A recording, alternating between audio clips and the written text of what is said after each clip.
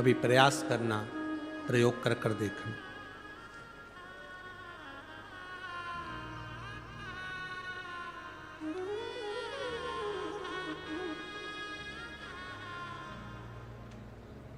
कभी प्रयास करना।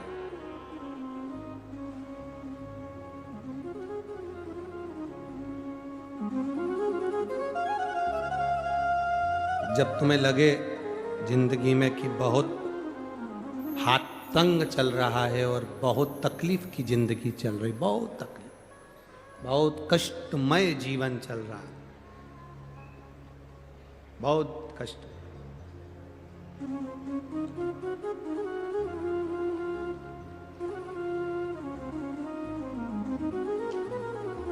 एक देव दीपावली आती है, कभी तुम लोगों ने पढ़ा? पंचांग में, कैलेंडर में उसका वर्णन आता है। पढ़िए देव दीपावली? अरे बोलो तो जम के, पढ़िए। एक देव दीपावली आती है, एक दीपावली, एक देव दीपावली। इन दोनों दीपावली के दिन अगर प्रयास करना, अगर बहुत कष्टमय जीवन चल रहा हो, फैक्ट्री भी ना चले, दुकान भी ना चले, व्यापार भी ना चले और कर्जा बढ़ते जा रहा हो, टेंशन ही टेंशन पूरी जिंदगी में हो रहा हो, कहीं से संपदा आ नहीं रही हो, धक्के की जिंदगी चल रही हो, तो एक बार मधु का प्रयोग कर कर देखना। महालक्ष्मी की अगर पूजन कर रहे हो देव दीपावली पर या दीपावली पर, तो पान के पत्ते पर एक शहद की बिंदी रखकर लक्ष्मी जी को भोग लगाइए और शंकर जी के मंदिर में उसी दीपावली को या देव दीपावली पर शंकर भगवान के शिवलिंग पर एक पत्ते पर या पुष्प पर एक बूंद शहद लगाकर शिव जी को समर्पित कर कर देखिए।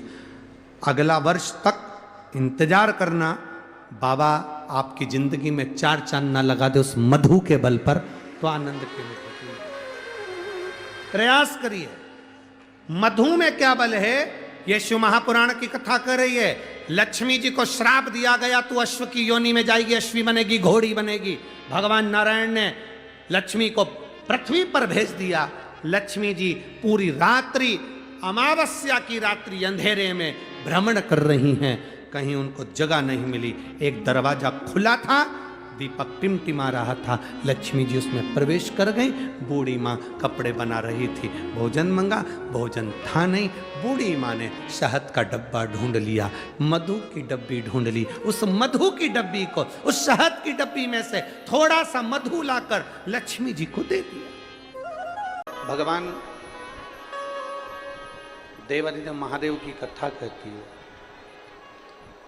जैसे कहीं जाते हैं तो दो चार जोड़ कपड़े लेकर जाते हैं। शादी में गए, विवाह में गए, या कहीं कोई आयोजन में, कोई फंक्शन में हम जाते हैं तो चार जोड़ कपड़े लेकर जाते हैं।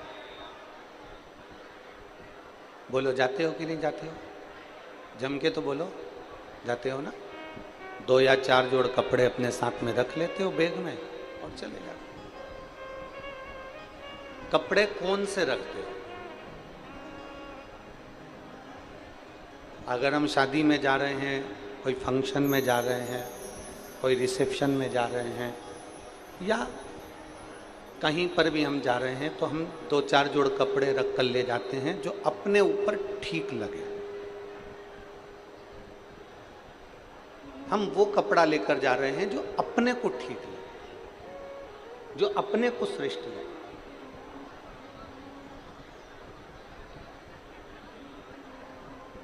शिव महापुराण की कथा भी ये कहती है कि हम कहीं जाते हैं तो चार जोड़ कपड़े जो अपने तन पर ठीक लगे उनको लेकर जाते हैं। उसी तरह शिव महापुराण की कथा कहती है कि अपनी पूरी जिंदगी में, अपने पूरे जीवन में कोई चार लोगों का संग ऐसा कर लो जो आपका मार्गदर्शन करते रहें और आपकी जिंदगी को ठीक चलाते रहें।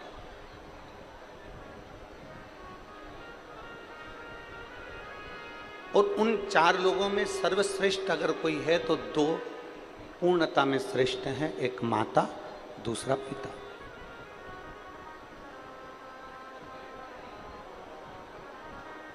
अगर माता पिता का मार्गदर्शन हमारी जिंदगी में है, माता पिता का मार्गदर्शन हमारे जीवन में है, तो ये निश्चित मानकर चलिए कि आप जिंदगी में कहीं उलझ नहीं सकते।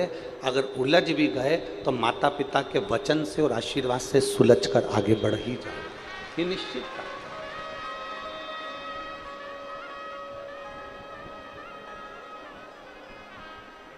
एक मनुष्य का, इस मानव शरीर का प्रथम गुरु होती है उसकी मां, दूसरे नंबर पर गुरु होता है उसका पिता, तीसरे नंबर पर उसका गुरु होता है उसका शिक्षक, और चौथे नंबर पर गुरु होता है सतगुरु। सतगुरु का नंबर आखिरी में आता है, सतगुरु का नंबर पहले नहीं आया।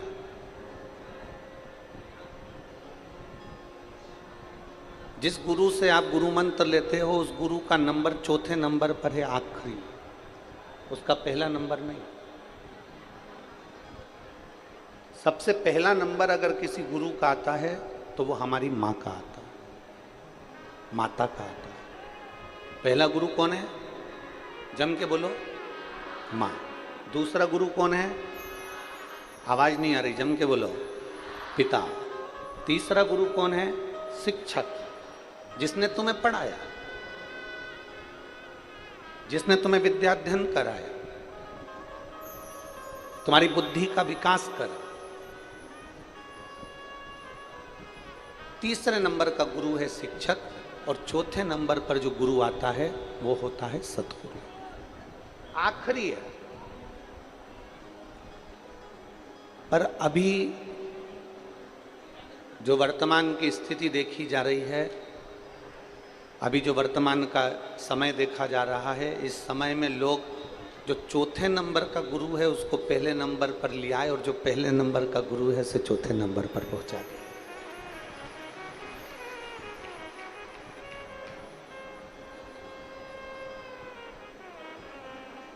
पर यह श्रेष्ठता नहीं है, इसको श्रेष्ठता नहीं है।